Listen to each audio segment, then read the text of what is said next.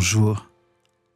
Lisons ensemble ce que la parole de Dieu nous dit aujourd'hui dans le livre du prophète Ésaïe au chapitre 40 et le verset 31. Mais je vais inclure les versets 29 et 30 pour lire dans le contexte. Il redonne des forces à celui qui en manque.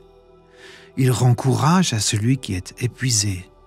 Les jeunes eux-mêmes deviennent faibles et se fatiguent. Même les meilleurs tombent. Mais ceux qui mettent leur espoir dans le Seigneur retrouvent des forces nouvelles. Ils s'envolent comme des aigles, ils courent sans se fatiguer, ils avancent sans s'épuiser. S'envoler comme l'aigle qui cherche le courant ascendant pour monter toujours plus haut, courir sans se fatiguer, avancer sans s'épuiser. C'est une histoire d'énergie. Pas l'énergie de la jeunesse, puisque le texte dit que les jeunes eux-mêmes deviennent faibles et se fatiguent, et que même les meilleurs tombent. Il s'agit d'une autre énergie.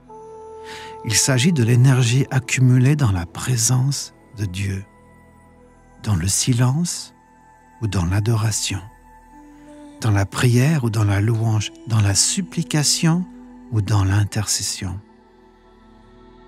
dans la méditation de sa parole après une lecture, le type de méditation qui est comme une cymbale lorsqu'elle est frappée et qui résonne longtemps après l'impact de la baguette. Même dans ton sommeil, ta méditation du jour résonne encore en toi et le Seigneur l'entend. Tu as besoin de cette énergie et moi aussi.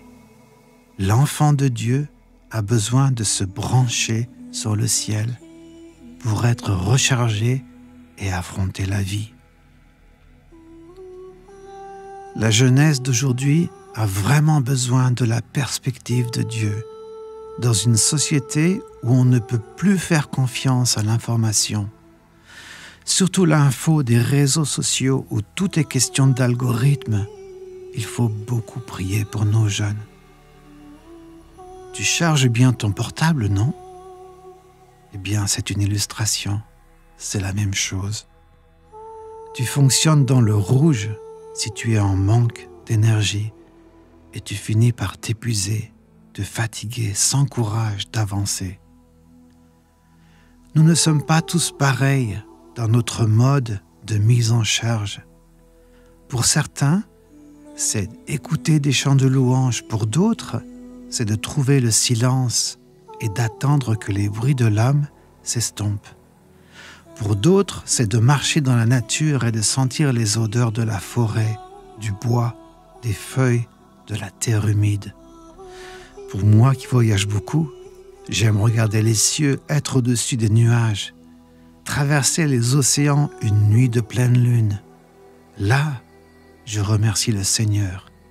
Je pense à lui, à sa parole, à son amour et à tous ses bienfaits, sa fidélité dans les moments difficiles.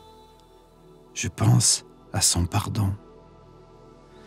Je t'encourage aujourd'hui à te brancher sur les réseaux du ciel, quel que soit le câble que tu utilises, quelle que soit la forme. Recharge tes batteries si tu es à plat. Prends du temps avec le Seigneur, parce que ceux qui mettent leur espoir dans le Seigneur retrouvent des forces nouvelles. Ils s'envolent comme des aigles, ils courent sans se fatiguer, ils avancent sans s'épuiser. Sois renouvelé dans tes forces.